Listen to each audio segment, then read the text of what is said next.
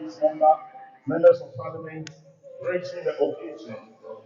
When he was also coming, there were other few dignitaries who represent various constituencies in terms of the political party Honorable Kennedy Ohini Agyapong belongs to, the NPP. And so, respectfully, I will acknowledge Collins Asante, who is coming from Ablekuma, Michael Dankwa, Wija, Frederick Brown Grover, Ningo Pram Pram, Samuel Buedi, Ododo Dio, Alex Amano Asaiman, Ken Kwanzaa, Central Region. I have Mr. Stephen Adai, Okankwe North, who affectionately believe that Obia anyway. Then I have Mr. Kwesi Poku, Tema West constituency. And then I have Chairman Mako, who is also coming from Ningo Pram Pram.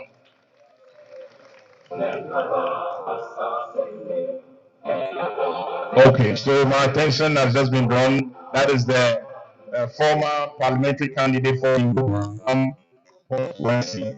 And so my colleague here would also help us if we have any dignitary from the host institution when they join us. He would also help us so that we go through it and we introduce them.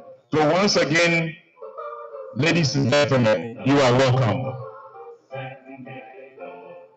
We would move straight.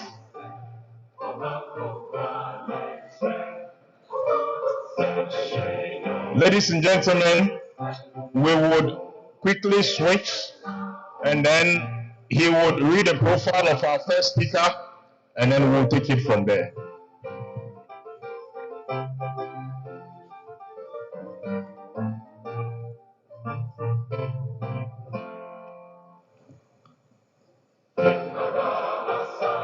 Profile of Associate Professor Adelaide Na Amele Kasna. Associate Professor Na Amele Kasna holds a BSc, Bachelor of Science in Administration, with specialization in management, and MBA, thesis option with specialization in marketing, both from the University of Ghana.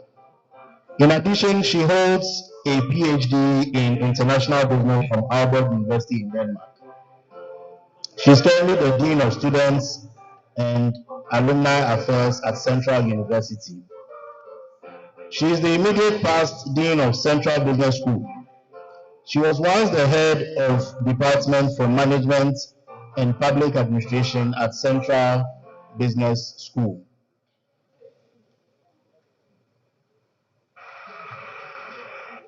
Her general service to the Central University includes Chairman of Convocation, Member of Central University Appointments and Promotions Committee, Member of Central University Council, and member of search parties for the current Pro-Vice Chancellor and the next Vice Chancellor. Prior to joining Central University, she was full-time lecturer at University of Ghana. She holds a diversity of courses. She teaches a diversity of courses, including entrepreneurship and international business management. She also lectures church management at the Trinity Theological Seminary. She is an associate member of the Chartered Institute of Marketing, Ghana.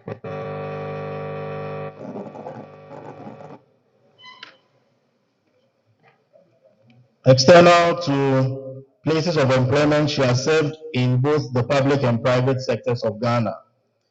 She was the Advisory Council Chairperson of the World Vision Ghana 2012 to 2017. Board Chairman of Ghana Immigration Service 2012 to 2014.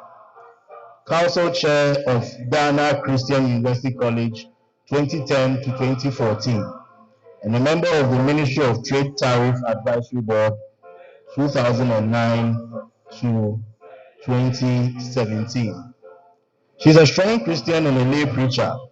She has served on the General Assembly Council of the Presbyterian Church of Ghana from 2002 to 2004, the National Youth Council 2006 to 2010, and the Ghana Presbytery Council 2002 to 2004.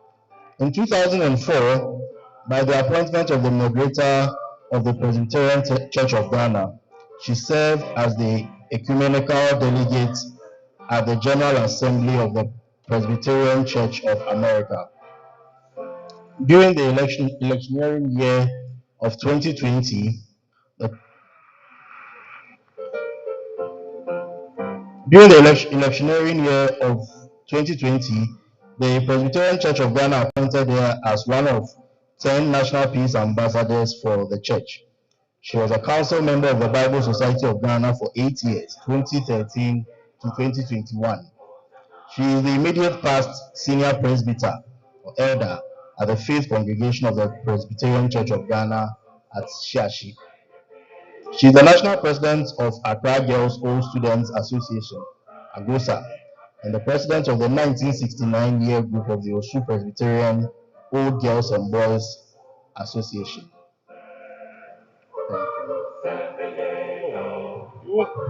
Please let's show some appreciation for the Dean of Students, Central University.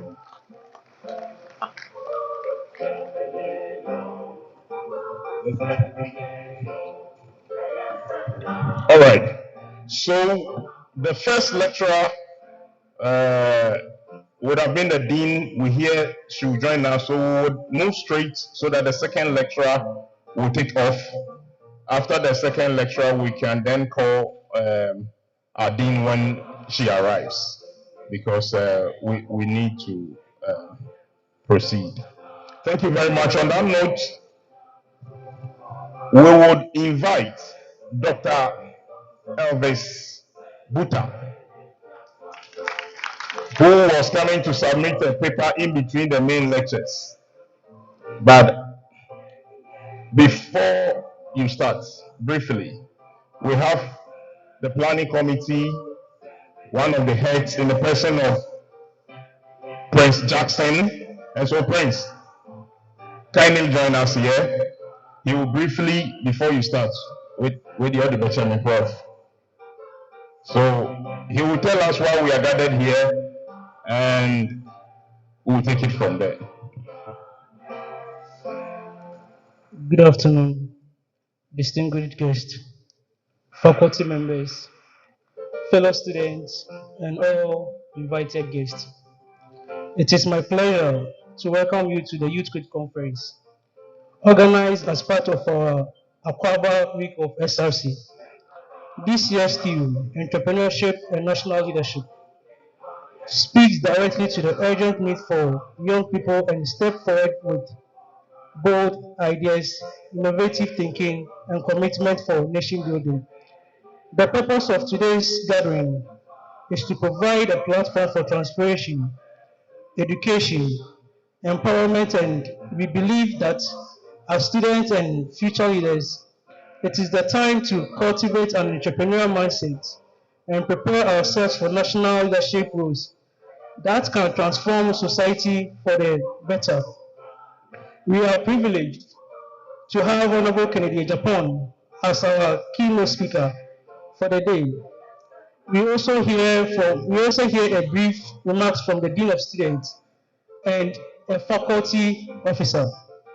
Let me use this opportunity to emphasize that this is a non-political event. While we may have individuals interests from various backgrounds, the sole purpose of this conference is education and developmental program. Thank you. Thank you very much, Mr. Prince Jackson. And we have the IMC or the SRC president, is the IMC chairman in the person of Rashid Razak Seidu. So, Mr. Razak Seidu, oh, please come. You have a lot of fans from the ladies, Mr. President. So, the president who goes by the name protocol. So, we are here. Honorable is here. So, maybe you would want to give your own welcome notes.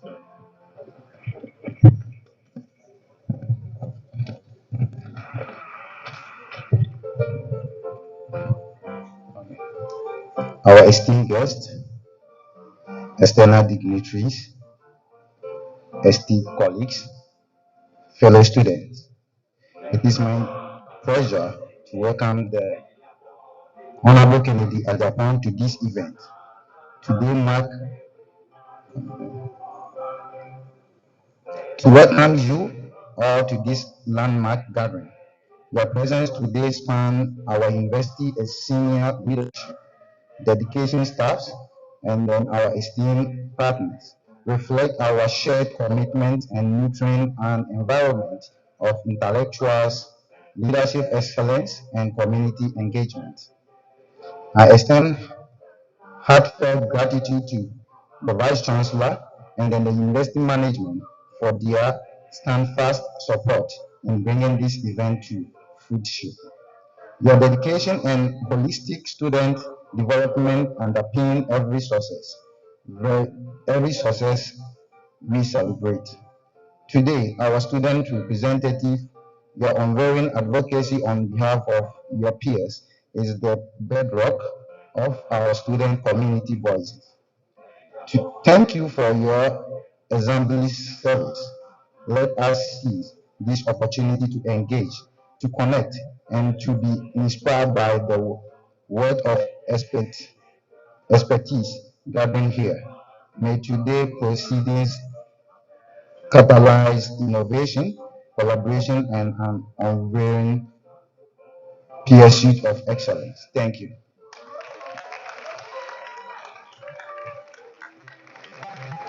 Thank you very much, Mr. President, who keeps on hearing protocol. Thank you very much. Once again, you are welcome to Central University campus, and we would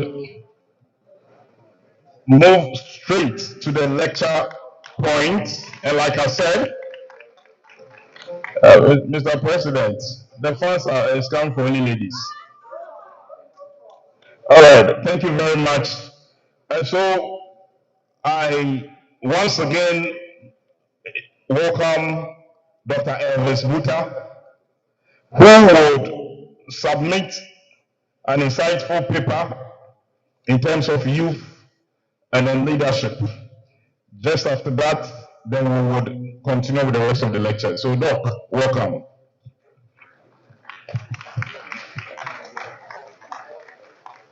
Joy!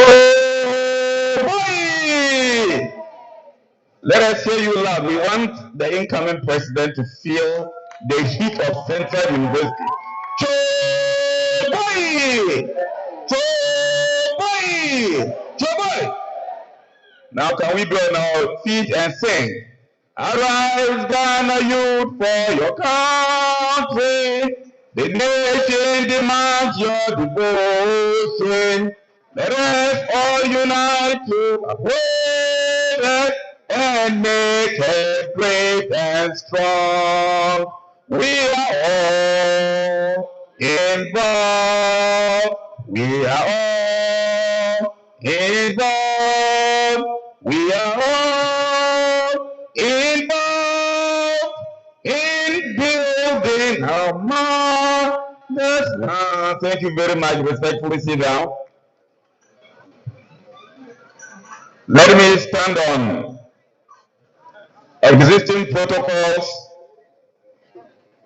to express gratitude for the opportunity to speak to the youth of this nation here in Central University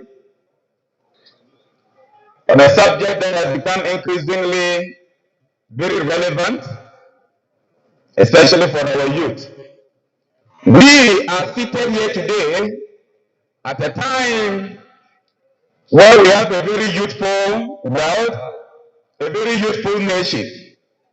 In fact, statistics indicate that Ghana is made up of an excess of 54% youthful domination.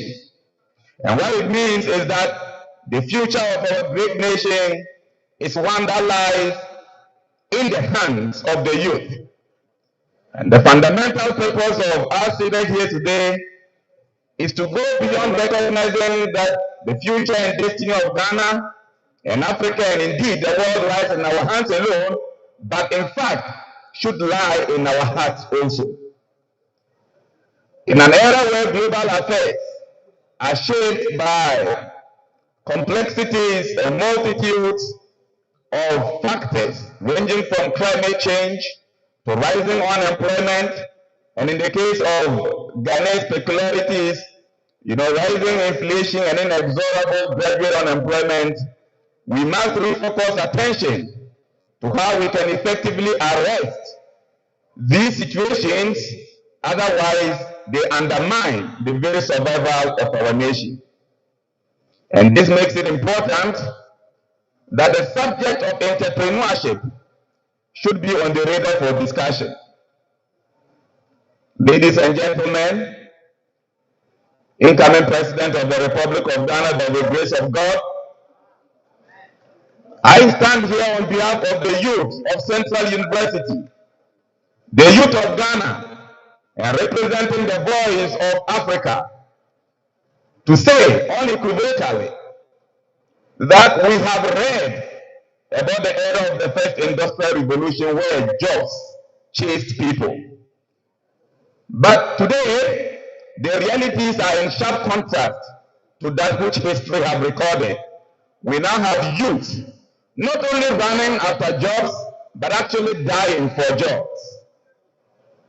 Our parents, our forefathers and mothers invest a lot into our education, but we finish not having jobs.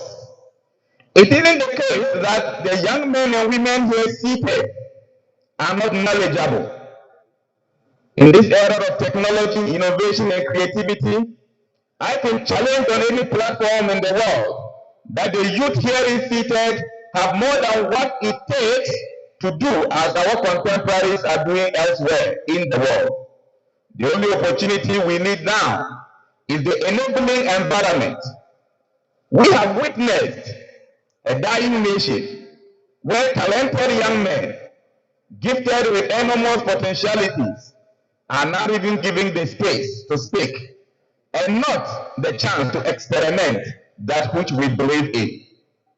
We're hoping that as posterity will have you as president, you will be that pace setter, as you have always been, who will grant us leverage, who will grant us latitude, and who will give us a platform so that the next mover and shaker of our continent should be a product of the Central University. Yes, we can do that. The next chief entrepreneur who will be spoken about, beyond Dangote and even beyond the Honorable Kennedy Agyapong of our own nation, is here seated amongst us. What we need is the opportunity to prove ourselves. What we need is the support. We're no longer looking forward to anything. We're no longer looking forward only to spiritual guidance. We are looking forward to an era where spirituality, godliness meets quality leadership. Because to every nation which God has blessed, He has given a great leader who helped people navigate the storms and help people discover their true potentials. That is what we want in Ghana. If youth entrepreneurship must work, then it must be at the instance of quality leadership, exemplary leadership. And let me use this opportunity to call out to action that we here seated are determined to support a new generation of leadership that is determined to pave an entrepreneurial way for us, because therein lies our jobs. Ghana has experimented every kind of a leader except one. We have seen an era where military men in uniform ruled this country. That does not solve our problems. We have seen an era where academicians, in fact, professors, have ruled this nation, yet they have not been able to solve the critical issue of unemployment and development. We have seen others who have spent the majority of their lives in politics, We can call them career politicians who have become presidents. They have not been able to radically change the situation and to turn things around. We have seen the leadership of a lawyer that did not significantly redesign our destinies on the path of progress. The only leader we have not experimented is an entrepreneurial leader. We have not experimented a leader who can show us the number of times he's falling, the scars he has made, and how far the Lord has brought him in success. That leader is the Honorable Kennedy Agyapong in recent politics. He has practicalized what it means to create jobs. He has exemplified what it means to be honest and speak truth to power. And so we are no longer going to wait for rhetoric or listen to experts in economic jargons. The youth here seated are looking for a mover and a shaker who will teach us not how to fish, but how to sustain fishing for the next generation. That is what sustainable development is about. And so, young men and women, leadership decides it all. It is up unto you and I to pull out from our sleeves all our energies, all our time, and our efforts in determination to stand up for the right leadership. Else our visions, our dreams, our expectations will be buried in the deeper shackles of what we have seen all these years. I thank all of you in the encouragement that we will rise up not to the stories and the propaganda of naysayers, but to the reality that we have a nation that needs rescuers. We are determined to support in this train that brings rescue. Thank you very much.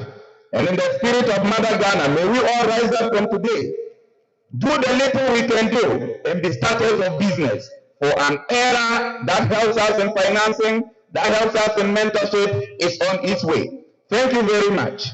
Thank you very much. And thank you very much. God bless all of us. Thank you very much, Dr. Elvis Buta. He ended with God help us all. Amen.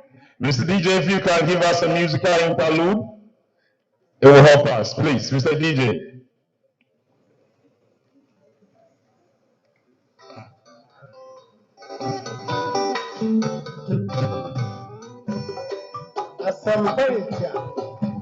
Let's feel free, those who have been sitting since 9:30. If you want to even stand, you can stand.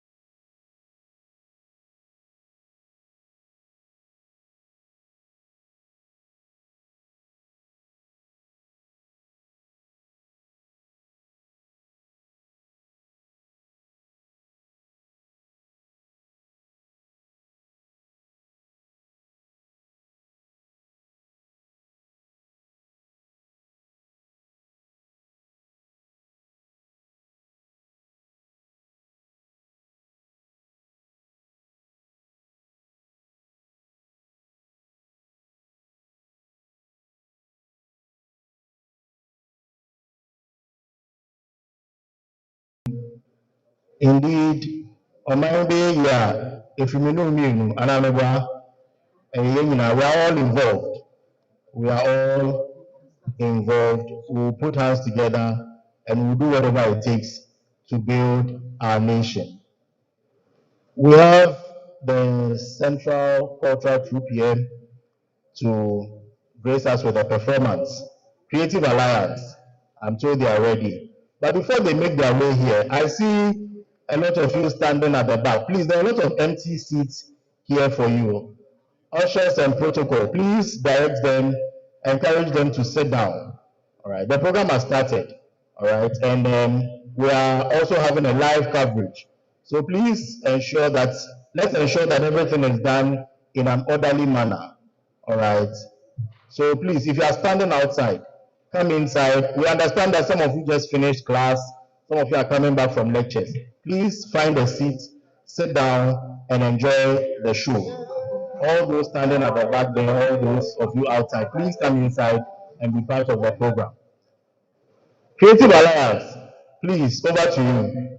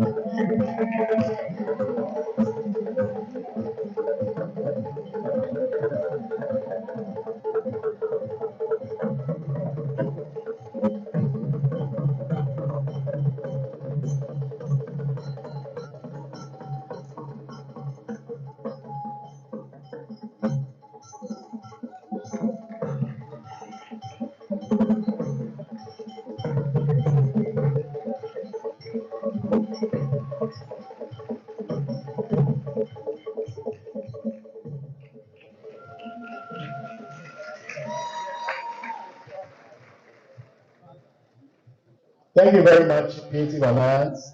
Thank you very much. While they were performing, I saw that dignitaries were spraying them with money. I want you I just want to alert you or bring to your attention that all the money they sprayed were in cedis. They were not in dollars. Okay. They were all in cedis. Okay, so we are safe. All right.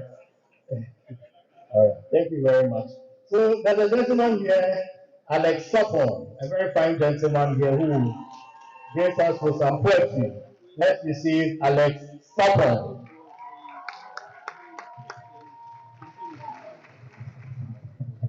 Good morning, everyone. So this piece is one of my collections I titled Letters to My Young Child. This is the third piece on it. Oh, good afternoon. Okay, I think I was here in the morning, so I couldn't feel it this morning, but that is fine. Okay, so the teacher will help me with this one. And especially that we are treating things on leadership, I think one of the essential things, I think Honorable Akampepo will agree with me that one of the essential things of leadership is focus. And I think one of the key things that switch the focus of the African man is the African woman. And so this is for all the men, especially, but it's for all of us. And so let's enjoy this. If the technical people will help me with my sound.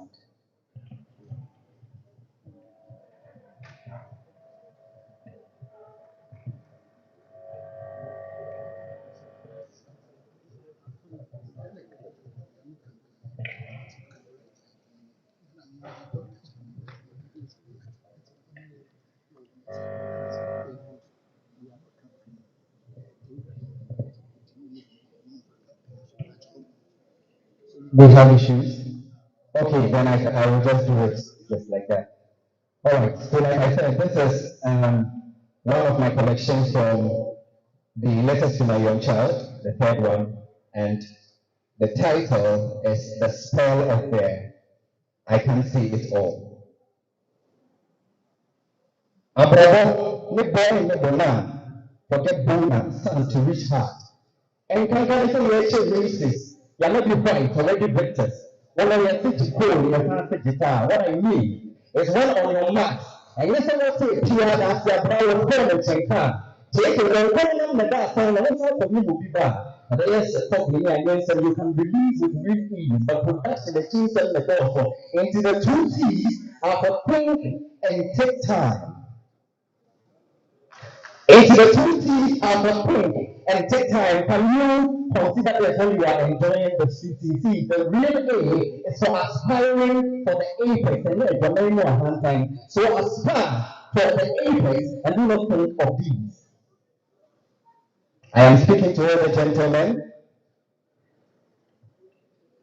I have lost my lines because I have practiced with the sound.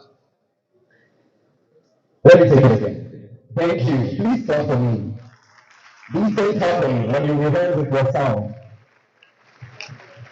Abraham don't never done.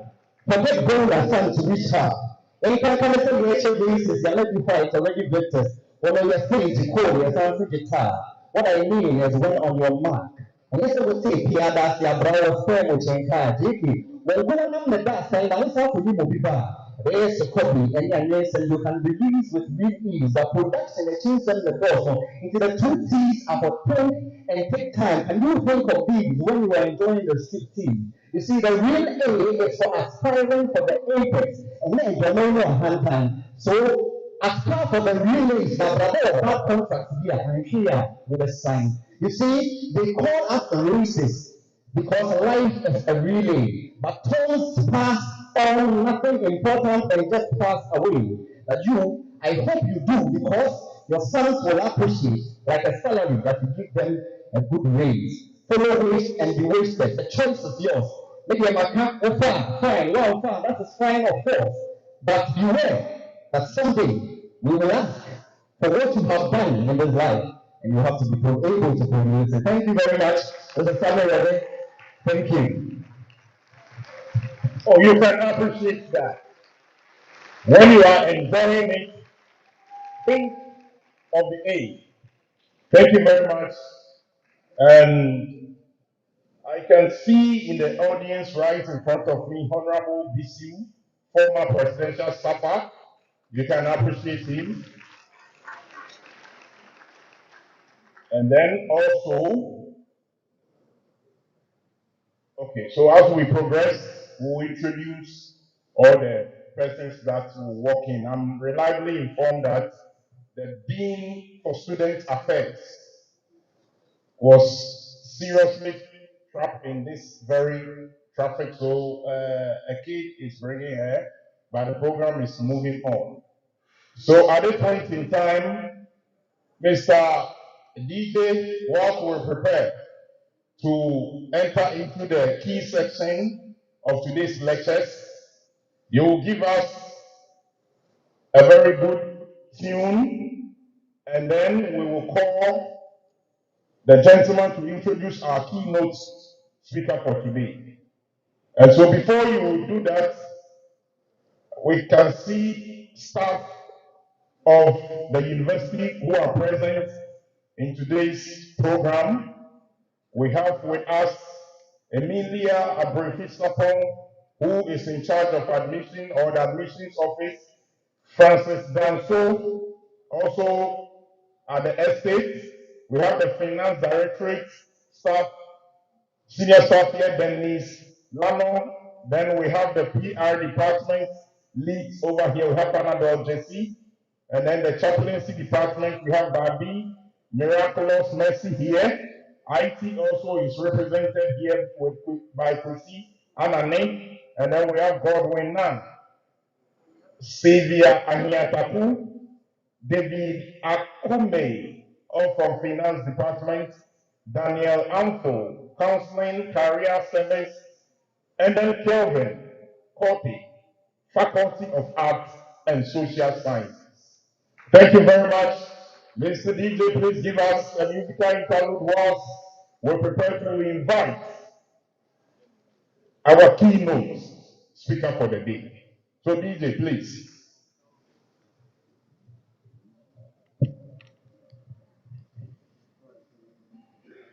The DJ for the shuffle. While the DJ is trying to pick that, we need to acknowledge when the program also came up, our junior sisters and brothers from the Pram SHS took interest. They wanted to be part of the program. So if you see those in uniform here, they are from the Pram SHS. In fact, they were the first to get here. And so welcome, welcome. Thank you very much. Mr. DJ, do you have the tune or I'll go ahead? All right, so we will move straight. I will invite Mr. Armstrong, who will come and introduce our keynote speaker for the day. Please appreciate him. Thank you. A bigger round of applause for ourselves. A bigger round of applause. Much more bigger round of applause. I think first of all, it's important for me to mention, ladies and gentlemen, that it's exciting to see such an exceptional reception is given to Honorable Ken Ohene Agyapong. A big round of applause because this reception is record breaking. Thank you. And before I go straight to why I was invited upstage, I want to associate myself with a statement made by one of you upon our arrival. I overheard one of the young guys say that for this week, Central University will remain the luckiest university ever in the history of Ghana because Agyapong is visiting us today. Ladies and gentlemen, to such a young man who made this profound statement, and every single one of you who believes in the vision of Honorable Ken Ohene Agyapong, I say unto you that you are the future Kennedy Agyapong. Thank you, ladies and gentlemen. I have a specific responsibility upstage here to introduce and to present to you the keynote speaker, a man whose contributions to society and accomplishments are so well known and so well respected that in essence, he needs no introduction anywhere he goes, because his reputation precedes him everywhere he goes. Nonetheless, I will proceed to say a few things about him. Ladies and gentlemen, the keynote speaker is a philanthropist, born a philanthropist, and having risen from a deeply humble background, Agyapong of Agyapong has lived all his life for others. A few weeks ago, a young man was asked how he got to know Agyapong of Agyapong, and the response was so profound. He said that about 15 years ago, he had an admission to the university, but had no money to pay for the university fees. Then, desperate, he decided to go to Parliament to seek financial sponsorship or financial assistance from Agyapong of Agyapong.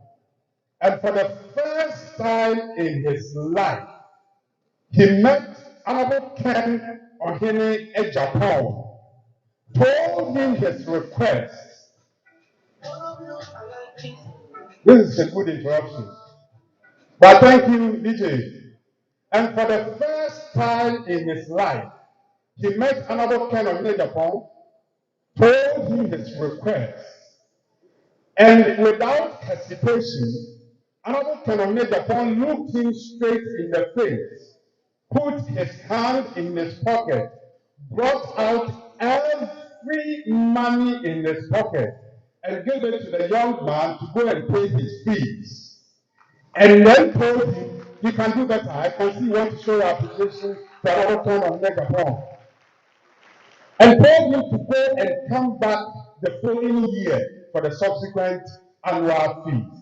Today, as we speak, that gentleman is a PhD holder, and he says that everything he is because of Honorable Ken Ohene Agyapong. A big round of applause for the keynote speaker. Ladies and gentlemen, today's engagement is themed entrepreneurship and national leadership. You could not have chosen any better keynote speaker than Agyapong of Agyapong. Because in the world of entrepreneurship, in the world of business, Agyapong of Agyapong is a mogul. Ladies and gentlemen, you will soon hear it from him that from selling PK on the street of Accra and later worked as a dishwasher in Germany. Today, Agyapong of Agyapong has become a highly successful businessman with over 45 years of business experience. Ladies and gentlemen, his businesses span several sectors of the national economy, with massive presence in the media industry, massive presence in the manufacturing industry, and a strong presence in the cold storage industry. You would agree with me, and you would already know that Agyapong of Agyapong is the founder and the owner of 10 City Media Limited that operates in the 2 TV, Oman FM, Ash FM, NAB Radio.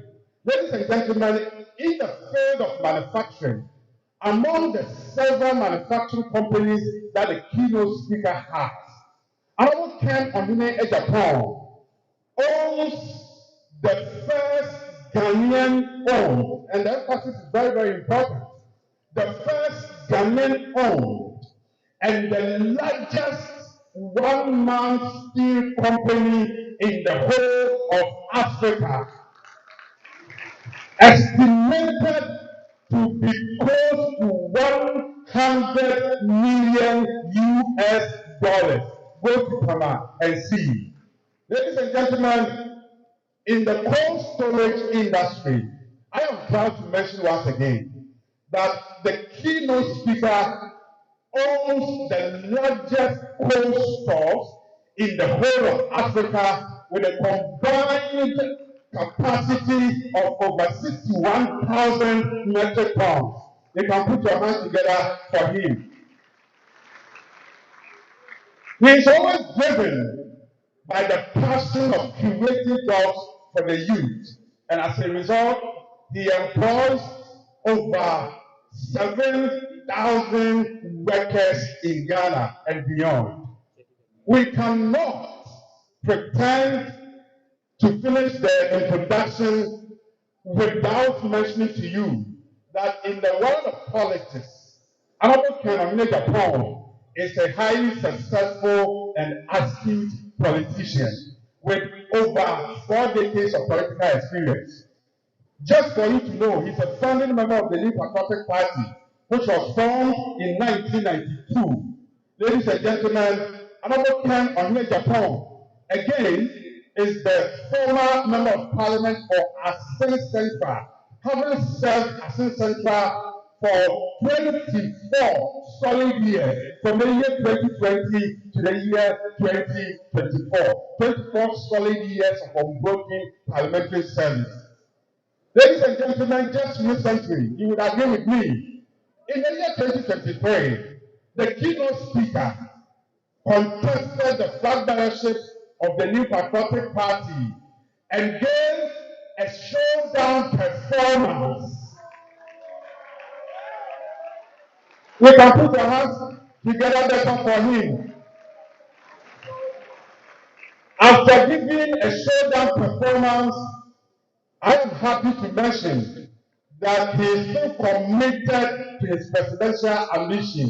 And note this, in Habakkuk chapter 2, verse 3, it reads that write the vision because it will certainly come to pass at the appointed time. Ladies and gentlemen, get ready to welcome him. The world celebrates him as the father for the fatherless, the hope for the hopeless, the voice for the voiceless, the compassionate man, the incorruptible man. Ladies and gentlemen, he's a leader, patriotic, honest, disciplined, fearless, bold, decisive, incorruptible. Ladies and gentlemen, with a standing ovation, let us welcome Amoah and Agyapong. Continue to show the world, continue to put your hands together for Amoah and Agyapong.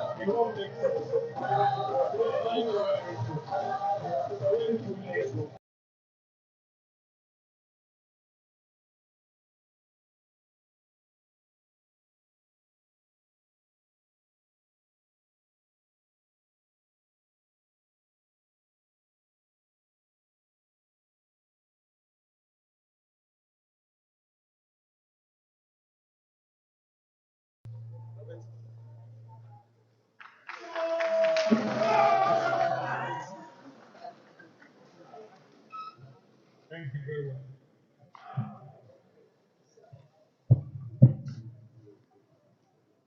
Thank you very much.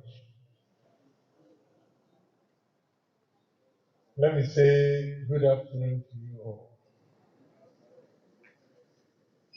Before I speak, I first want to extend congratulations messages to the organizers of this program and say a big thank you to you for what you have done and what we are seeing this afternoon.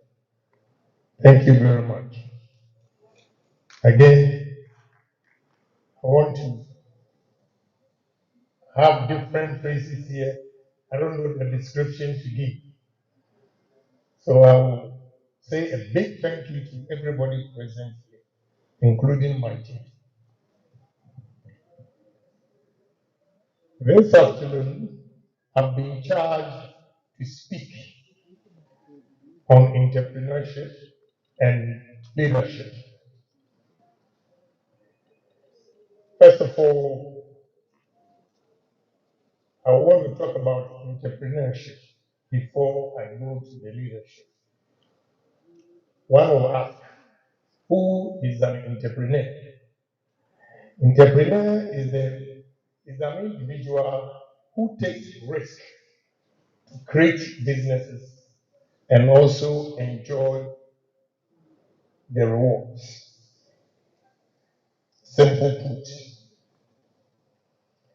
But if you talk about entrepreneurship, I know you are all educated, and therefore you have pretty good knowledge about entrepreneurship. But what you learn in the classroom, although it's applicable when we are really doing business, but there are certain things that are not taught in the classroom, and which I want to do justice to it, so that you become informed with what you have learned in school and what you are going to be confronted with as an entrepreneur when you come out of college.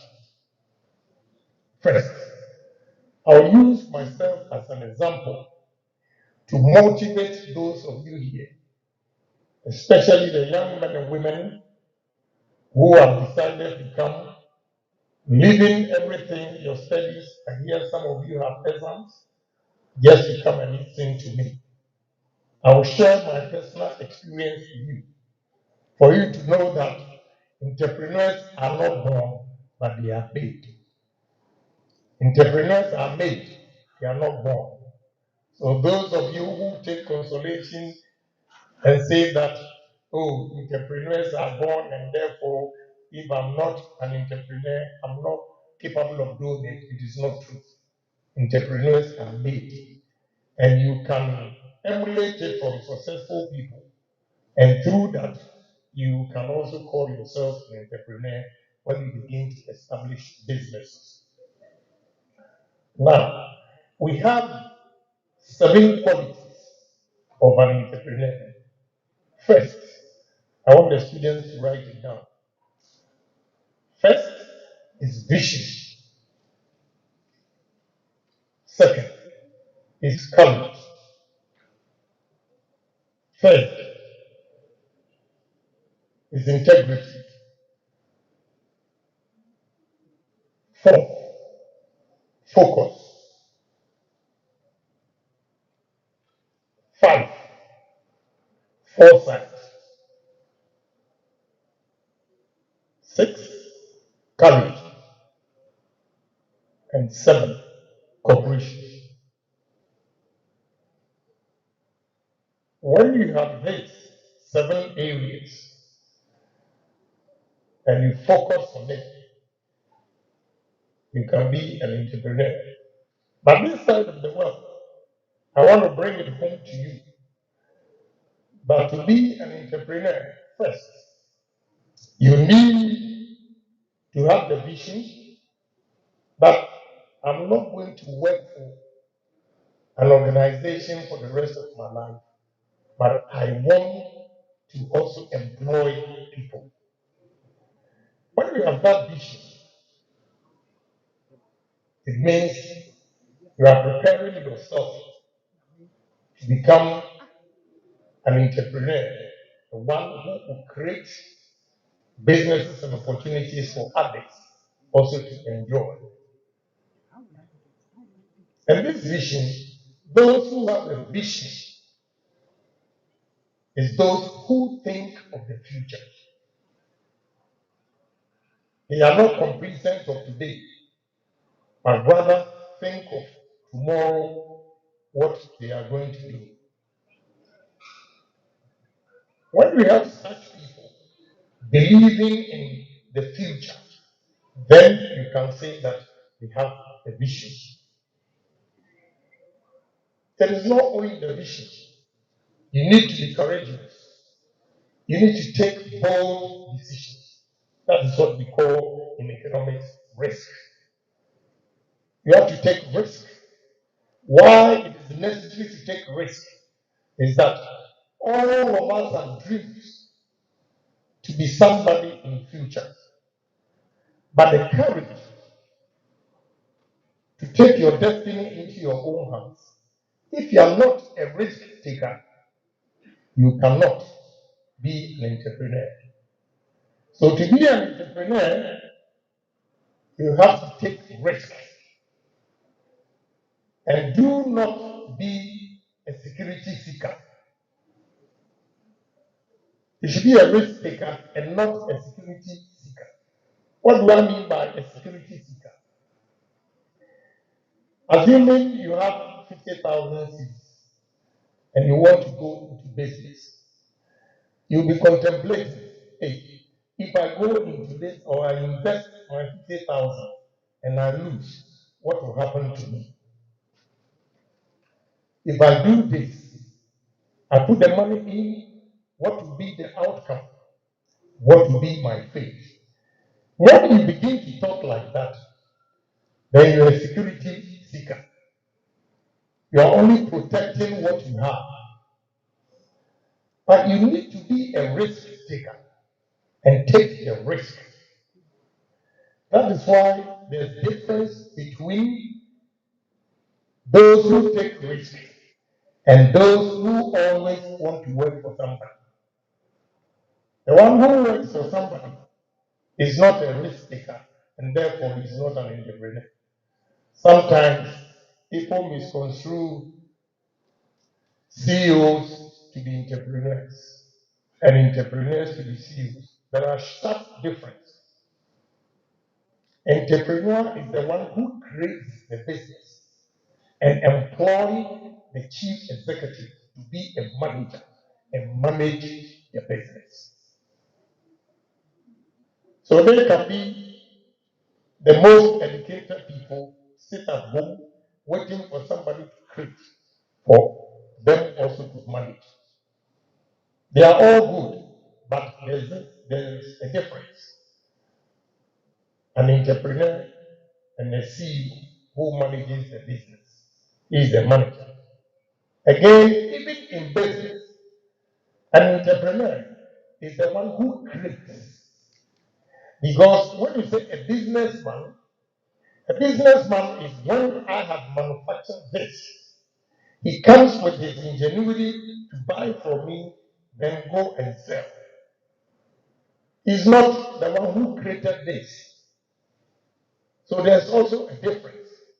So you always see that an entrepreneur is the one who takes the risk, mostly bold decisions to create businesses for others also to get jobs and enjoy.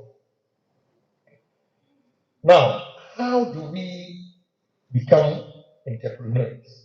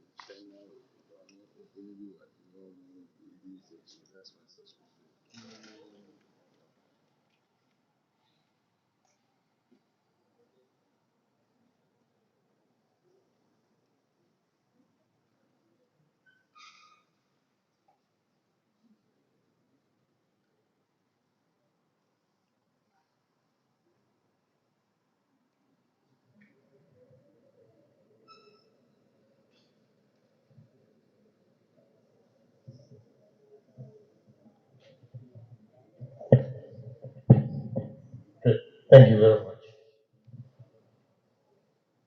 How do you become an entrepreneur? As students here, I want to give you a practical example.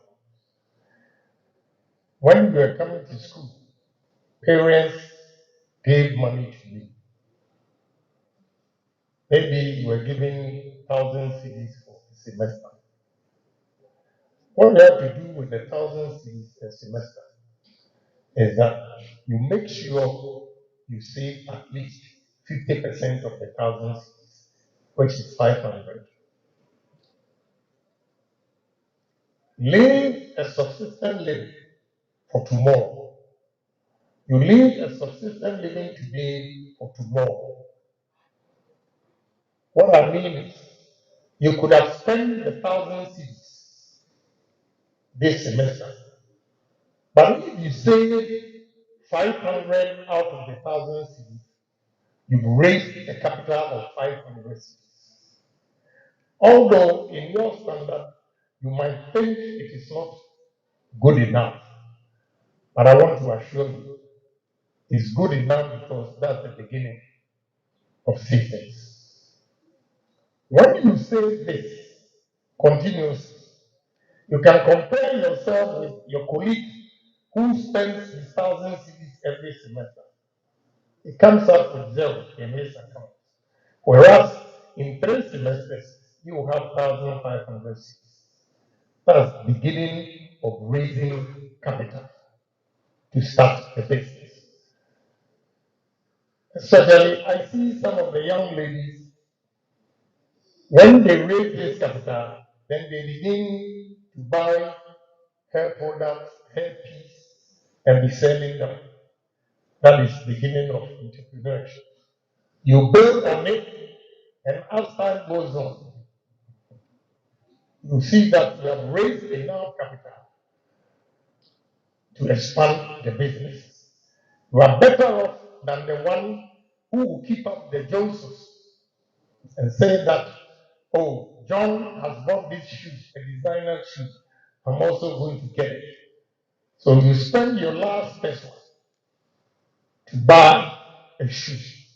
Whereas you could have saved that money for unknown tomorrow. So to raise capital, you need savings. You should have the power to save every money that comes to you. When you have saved enough capital, or when you have saved enough to use it as capital, then comes what you would think to do with the money. What business am I going to do? You'll be combing around to check and see which business will help you or you're going to make money out of it. So you need to do right investment. And the capital, even in the Bible, what I always say is that it says, seek ye first the kingdom of heaven, and all things shall be added unto thee. On earth, seek ye first capital, and the rest shall follow. When you have accumulated enough capital and established a business, the day will come that when you are spending, you don't even feel it because you have enough. Whereas those of your mates who spent their last resource to buy clothes, to buy shoes, to buy whatever you wanted that time, you will see the difference that it will come to the point that you employ your own classmates to be working for you. So the power of savings, wise investment, will be your trump card over all your colleagues. When you have invested all these monies, you need to work hard. If not, you're going to lose everything that you have saved. Working hard simply means we are here. We are all working at Central University. In Central University, we all make 8 hours, 100 cedis. Hypothetically, 100 cedis for 8 hours. And the administration says, look, you can do extra 4 hours and we'll give you 50 cedis. Some colleagues will say that, oh, 100 cities is enough. So let me go home and rest after 8 hours. Those who will take the 4 hours extra make more money than the one who took only 8 hours. Because the extra income comes from the extra hours that you put in. So, two of you who will have the highest purchasing power, the one who works more hours and make more money, obviously will have bigger or higher purchasing power than the one who works for 8 hours. We establish a business. People keep asking me. This morning when I was coming, a friend of mine asked me, "Why are you sleeping?" I said, "How? I'm on my way to airport. From there, I'm going to campaign office." And he said, in chief, "Hey, oh, bravo." Because 7 o'clock, I'm almost there. Going to do one or two things before we come. You have to work hard. You don't have to be complacent with whatever situation you are in and think you are content with it. In business, you have to be greedy. You have to be greedy and work for more money. And don't be complacent that, oh, my 8 hours is enough for me to rest. Such people who believe in the 8 hours will not be the same as people who believe in 12 hours. 12 hours obviously will make more money than the 8 hours. So you have to work hard. After working hard, what else? Every diligence of you becoming an entrepreneur, the key to success is honesty. I think because when you are doing entrepreneurship, you don't get it in the classroom teaching that the lectures. Honesty is key to success. Why I say this is that I have a company that produces plastics, like the water bottles and the suppliers give credit for 120 days. One of the suppliers came to Ghana to meet me. And when he was coming, he has read about my profile and everything. He came to me and said, "Honorable, I want you to help me retrieve my $70,000 from a gentleman." Why? Or the guy took materials worth $70,000 and never paid for 2 years. Do you think such a man will succeed in business? Because in the same industry, they know each other. So when your name goes to company A, it tells company B. By the time you realize you are cut off and you are not going to get production materials anymore. So honesty is key to success. Everything that you do. If you have agreement with a company, a friend, anybody that you have agreement with, that when this business is done, you have about 50 C's profit and I'm going to give it to you. Make sure you honor that. If you honor that, he'll give you more money or invest more money. And next time, you give him 100 and he will make double out of it. But whatever is given to you, if you are dishonest and you keep the money, I'm afraid no business will be dealing with you anymore. And by the time you realize your business has collapsed. So honesty, not only in business, every endeavor, honesty is key to success. If you are not honest, you will definitely not succeed in life. But with all this side of Africa, we have challenges as entrepreneurs or businessmen who aspire to a greater heights, have challenges. What are some of the challenges? The challenges One is our own attitude towards work. Our attitude towards work. I'm sorry, I have to speak the truth. Most of us, or many of us, our attitude towards work is horrible. Why do I say this? I'm sorry, I have to tell you the truth again. Today, we were ready to get to Central University at 10. That is why I got to my campaign office at 7. When we were ready to set off, we had a call that we have to wait because the school is not ready. I have to tell you the truth. Such things do not help productivity, time management. This side of the world, we don't manage our time.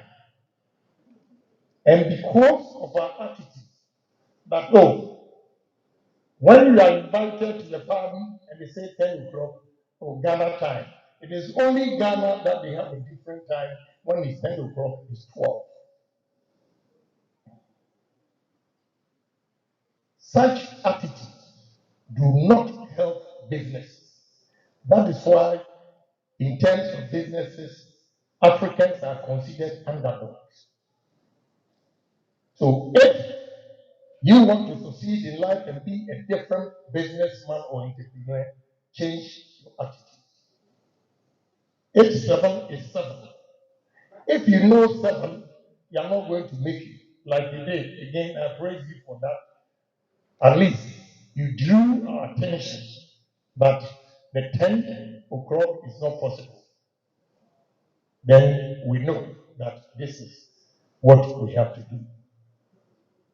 Anybody who manages his time, anybody who has a positive attitude will definitely succeed in life than those who don't have positive attitude and they do things the way they want. That's the challenge we have here as entrepreneurs. Then also, we are doing business. That our competitors who are foreigners always knock us out of business with the locals or the citizens. Why? They have access to capital. Access to capital. If you are going for a loan to expand your business, the hassle you go through even to get capital to expand the business is not easy. You go through hell before the bank will believe you. You have to strip naked for them to know the kind of underwear that you are wearing before they accept your proposal. Even when you have been accepted to get the loan, which I advise each and everybody here. I'm not trying to destroy banks, but I'm trying to guide you how to protect your business and interests. Try as much as you can to refrain from loans. Loans. We have ridiculous rates in this country, hovering between 30 to 35%. Whereas our competitors coming from China, India, Lebanon, UK, whatever they're coming from, come with a loan with interest between 3 to 5%. How are we going to compete with them? That is why you see that Ghanaian entrepreneurs are only doing the small scale businesses. And the large scale businesses you find in this country are owned by foreigners because they get cheaper loans, come in and invest, and their cost of production is cheaper than us because of high interest rate that we do. So one of the challenges is the loan that we take is so expensive that it's not been easy for anybody. Again, another problem we have in this country is culture. Our culture impedes progress. And if you have the same culture in your organization, it impedes the progress of the organization. Why?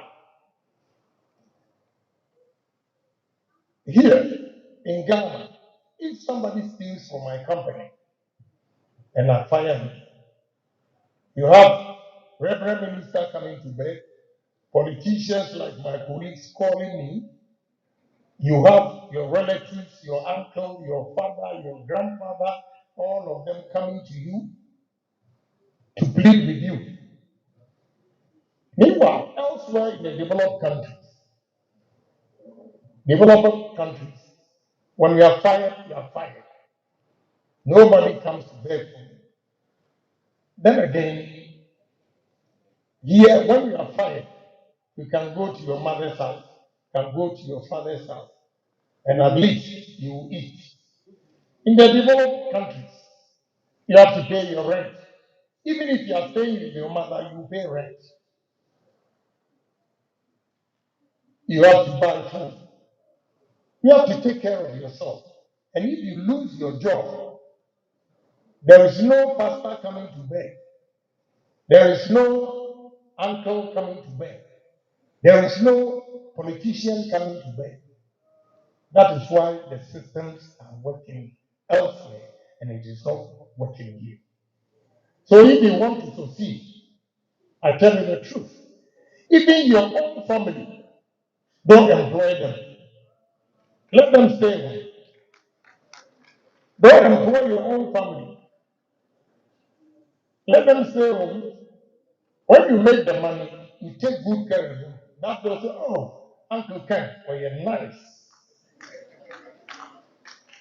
But if you give him a job and he doesn't do it and you sack him, your cousin will come and a family in 2 more than and one pay your process.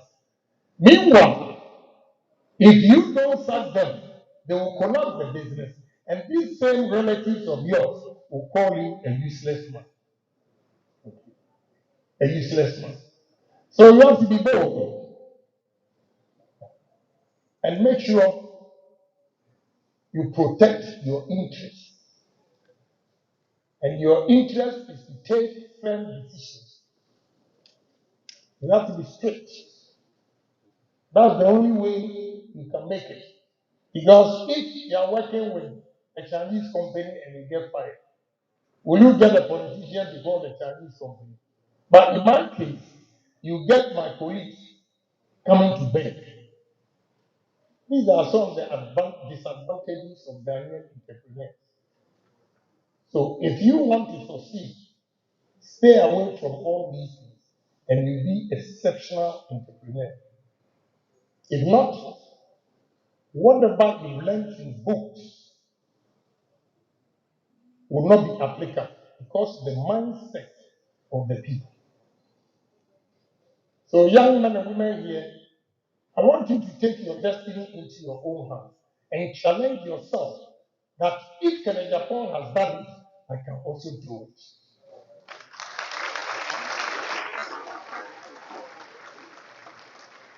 I was born and bred in a poor home, a village that there was no electricity, no water. The only chance I got to come to Accra was when I was in secondary school from 3 at Southern College. And every vacation I was walking on the streets, selling. Yes, pick chocolate, patronized, yes, raw. Yes, pick chocolate, patronized, yes, raw. Today, I have over 7,000 workers, and this year, I added 350,000.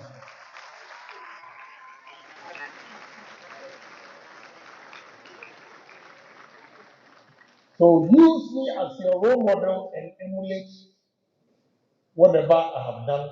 Study it and challenge yourself that if Agyapong, you are fortunate to be in the university at the age of 22, 23. I went to Fordham University at the age of 33. After walking on the street, washing plates in Germany, driving taxis, and working at the bakery in America, I decided to go to university. And here we are today. So say to yourself, if Agyapong has done it, I can do it too.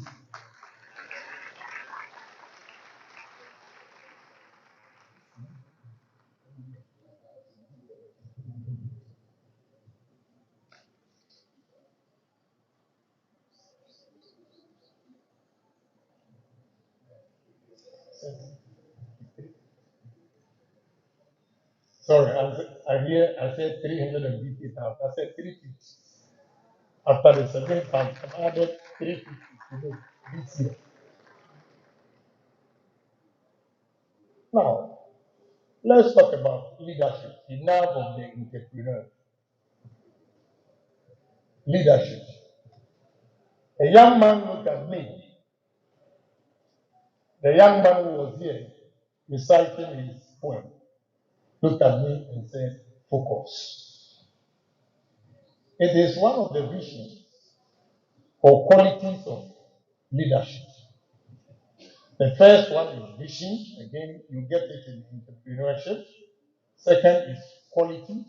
Third, integrity. Fourth, foresight. Fifth, humility. Sixth, focus. And third, cooperation. Let's take it one by one. To be a leader, you need to have a vision. You need to have a dream. Say to yourself that I am going to make sure in the next 10, 20 years, I'll put Ghana on a different map for the whole world to see that we are created by God just like others. To have the vision. Challenge yourself. I never knew I was going to get to this point in life. But I had always said to myself, I'll be a millionaire at the age of 40. That boy from a poor village, I was a millionaire at the age of 36.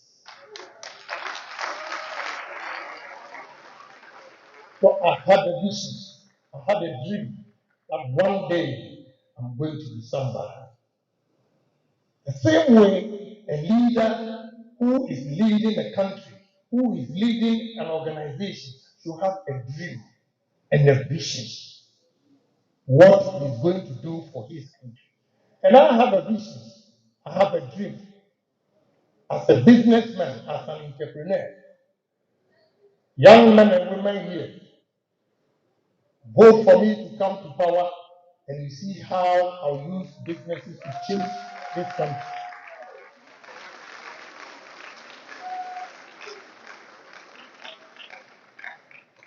A leader should have the courage. A leader should have the courage. If you don't have the courage, then step aside. Let me quote Abraham Maslow. Abraham Maslow said, in simply put, you will either step into growth or you either step back into safety. I repeat what Abraham Maslow said. You will either step into growth or you will step backward into safety. What has that mean? You need to challenge yourself as a leader when you are leading people, when you are leading a country. Now look, what is the problem my country is facing? I stand here as a Ghanaian, and on top of my head, I can tell you the challenge Ghanaians are facing, especially the youth of this country. When we have over 100,000 students coming out of every year, you have only 10% getting jobs. What happens to the 90%? You need a leader who is creative, a leader who is bold and courageous to say that, look, enough is enough. Let us change the status quo and change the narrative.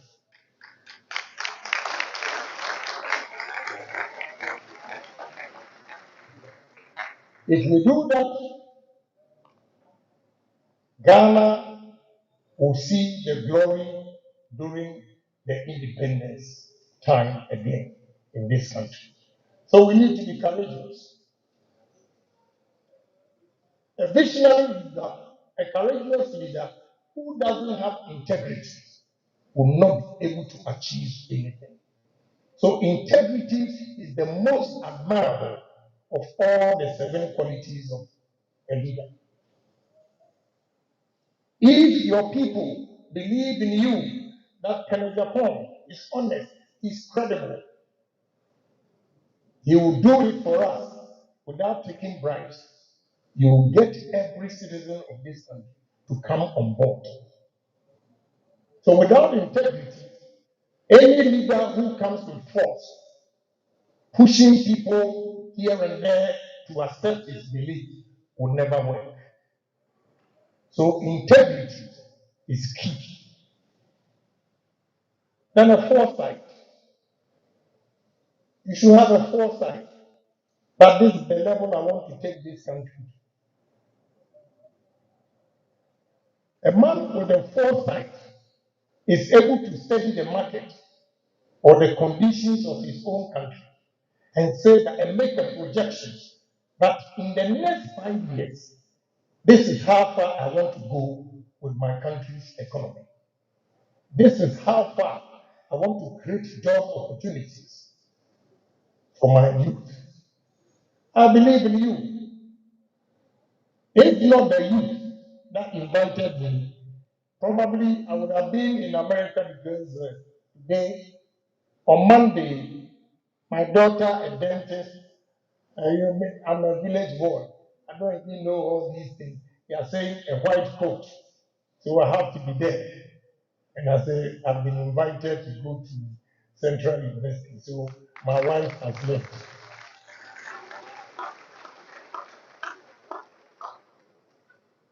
Again, besides the foresight, you need a leader with humility. A leader with humility, meaning a leader who can always let people know how he appreciates them, how he respects them, so that they also reciprocate the respect and they work together. If you become a dictator and you don't respect the people, no matter the brilliant ideas you have, if you are not humble with your people, you will never achieve your goal. So a leader must be humble and bring everything on board, everybody on board. A leader should stay focused. I have challenged myself that in the next 3 years, I should employ 10,000 workers in this country.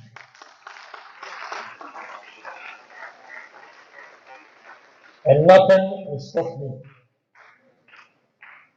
I'm staying focused. I have planned it. This time, there are turbulence in terms of the economy. And we are going to confront the turbulence, the situations we are in today for a better tomorrow. So I'm focused. And to be a leader of this country, if you are not focused, you cannot lead this country. I want to stay focused. There are distractions here and there, but I close my ears, my eyes, and pretend I have not heard anything because I don't want any distraction.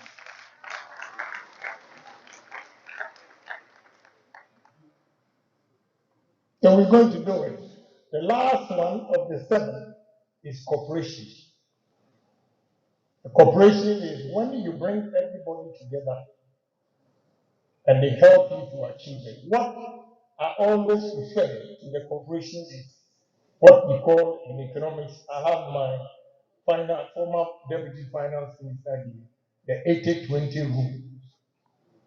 The 80-20 rules is simply put 20% of your workers who believe in your ideologies and work with you can give 80% of the company's results. That is what we call 80-20. So we are going to use cooperation to bring everybody on board in terms of development. And we can do it. Let's say to ourselves that yes, we can. Yes, we can. That's the only way we can change this country. We need the cooperation of everybody, move this country to a level where 800,000 students come out of college, at least you have 80% of the 100,000 working.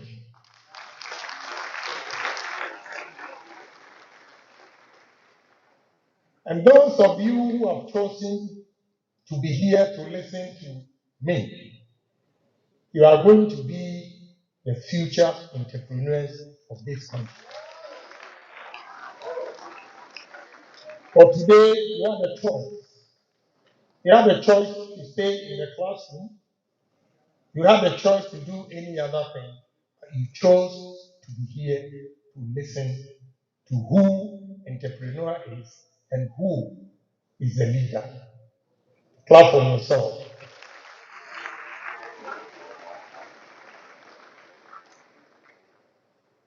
So this afternoon, what we have learned, most of them, you don't get it in the classroom. It comes from personal experience. So I share this personal experience with you and give you confidence that each and every one here should take his destiny into his own hands and say that sky is the limit. Don't be complacent. Don't be a myopic thinker. Don't be complacent and think everything that you have is enough for you. Strive hard and make more money, create more businesses. That makes you a better person in society than anybody who did not come here to listen to this message. So young men, young women present here, I want to take this opportunity to thank you for giving me opportunity to share these few ideas with you. And I know we are not going to get everybody to come on board to be an entrepreneur. But even if we get 10 out of the crowd gathered here, we've made an inroad. And definitely one day we will benefit from it. So say to yourself, if Agyapong has done it, I am also going to do it. And I can do it even better than Agyapong. Thank you very much. God bless all of you.